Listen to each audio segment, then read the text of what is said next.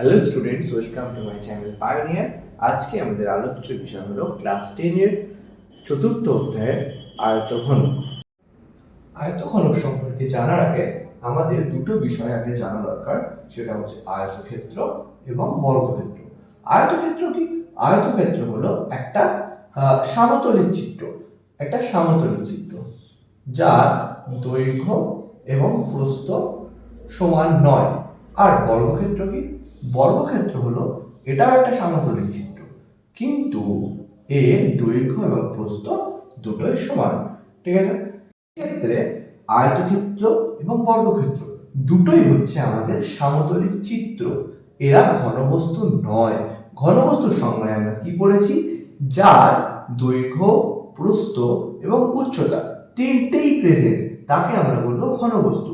যখন এই আয়তক্ষেত্রটার দৈর্ঘ্য কি a আর প্রস্থ কি b এবং তার সঙ্গে সঙ্গে একটা উচ্চতা c যুক্ত হলো, তখন আমরা তাকে ঘনবস্তু বলতে পারছি।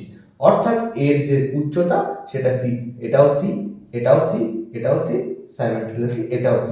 আবার এটা যদি a হয়, এটা a, এটাও a, আবার এই পিছনের এটাও a।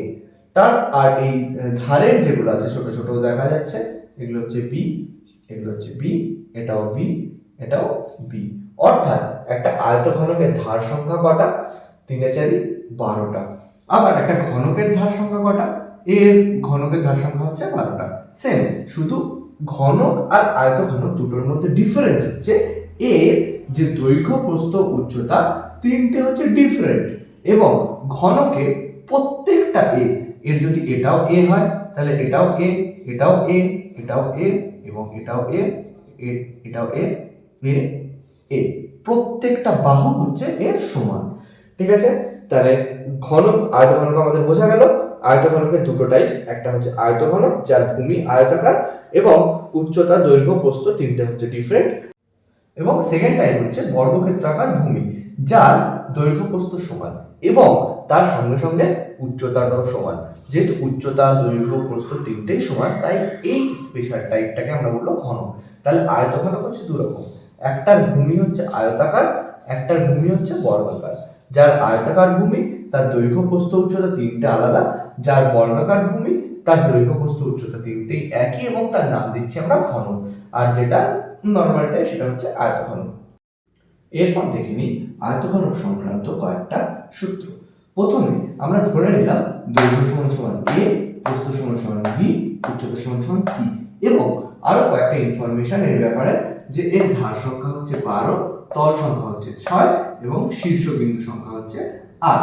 প্রথমে ভূমির ক্ষেত্রফল, এর যে ভূমিটা আছে, যে ভূমির উপরে ও দাঁড়িয়ে আছে, সেই ভূমিটার যদি ক্ষেত্রফল দেখতে যাই, যদি আমাদের কোশ্চেনে জানতে চায়, তো সেক্ষেত্রে সিম্পল দৈর্ঘ্য গুণ প্রস্থ। দৈর্ঘ্য কি এর a এবং প্রস্থ কি b, তাহলে দৈর্ঘ্য গুণ প্রস্থ করলে কি হবে আমাদের a ইনটু b। আচ্ছা, তারপরে আসি এর আয়তন। এর আয়তন সমান সমান কি বলেছে? দৈর্ঘ্য গুণ প্রস্থ গুণ উচ্চতা। তাহলে দৈর্ঘ্য সমান সমান কি ধরেছিলাম আমরা? a, প্রস্থ সমান সমান ধরেছিলাম b এবং উচ্চতা সমান সমান ধরেছিলাম c। তো সেক্ষেত্রে এর আয়তন হয়ে গেল a into b into c। আচ্ছা, তারপরে আসি কর্ণ। কর্ণ কি? এর একটা যে কোনো শীর্ষবিন্দু থেকে ঠিক তার উল্টো দিকের যে শীর্ষবিন্দুটা আছে, সেই দুটো শীর্ষবিন্দুকে যোগ করলে যে রেখাটা আমরা পাবো সেটা হচ্ছে এর কর্ণ।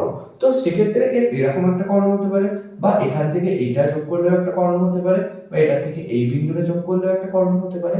তো আমরা ধরে নেব এটা একটা কর্ণ। তো কর্ণের সূত্র, কর্ণের দৈর্ঘ্যটা বের করার সূত্রটা কি? একটা হচ্ছে দৈর্ঘ্য স্কয়ার প্লাস প্রস্থ স্কয়ার প্লাস উচ্চতা স্কয়ার। এখানে দৈর্ঘ্য কি ধরেছিলাম a, তাই a square plus b square plus c square. Okay, next আসি এর সমগ্র তলের ক্ষেত্রফল। সমগ্র তল মানে কি? এই দিকের যে তলটা আছে, নিচের যে তলটা আছে, উপরের যে তল, সামনের যে তল, পিছনের তল এবং ধারে দুধারে দুটো তল, এই টোটাল যে 6খানা তল, এই 6টা তলের যে ক্ষেত্রফল, সেই 6টা তলের ক্ষেত্রফল আমরা কিভাবে আইডেন্টিফাই করব বা কিভাবে ক্যালকুলেট করব?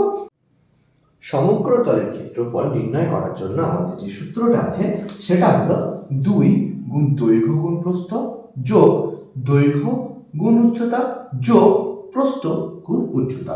এখানে আমরা দৈর্ঘ্য কি ধরেছিলাম a, প্রস্থ ধরেছিলাম b, তার সঙ্গে যোগ করছি কি দৈর্ঘ্য আর উচ্চতা।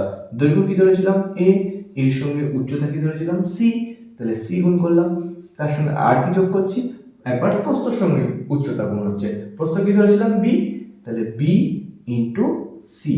এই পুরোটা এটাও দুবার আসছে নিচে উপরে, এটাও দুবার আসছে এদিকে আর এদিকে, আর বিসি অর্থাৎ সাইড যেটা এটা এটা দুটো দুটো দুটো করে আসছে, টোটাল 6টা তল, সেই জন্য এর বাইরে একটা 2 দিয়ে গুণ করে দিচ্ছি। তাহলে আমাদের সমগ্র তলের ক্ষেত্রফলের যে সূত্রটা কি দাঁড়ালো 2 into a into b plus a into c plus b into c। ওকে, এরপরে আমরা যে বিষয়টা সম্পর্কে জানবো সেই স্পেশাল টাইপের আয়তঘনক। কেমন? যার দৈর্ঘ্য a, প্রস্থ a, উচ্চতা a, অর্থাৎ এর দৈর্ঘ্য প্রস্থ এবং উচ্চতা সমান, অর্থাৎ একে আমরা বলছি এক কথায় ঘনক। ঘনকের ক্ষেত্রে আমাদের সূত্রটা কিছুটা পাল্টে যাচ্ছে। যেমন যেহেতু এর দৈর্ঘ্য প্রস্থ উচ্চতা তিনটেই সমান, তাহলে এর ভূমির ক্ষেত্রফল কি হবে দৈর্ঘ্য যা প্রস্থও তাই, অর্থাৎ a ইন্টু a সমান সমান a স্কয়ার।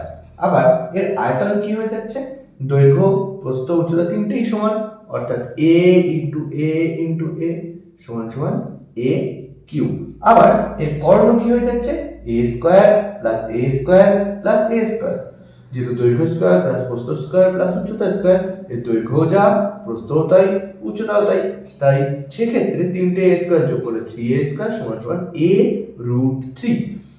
এরপর আসছে সমগ্র তলের ক্ষেত্রফল। এর একটি তলের ক্ষেত্রফল কি a স্কয়ার, তাহলে এর সমগ্র তল কটা 6টা, 6টা তলই সেম ক্ষেত্রফল হবে, তাহলে 6টা তলের ক্ষেত্রফল হবে 6 ইন্টু a স্কয়ার সমান সমান 6a স্কয়ার।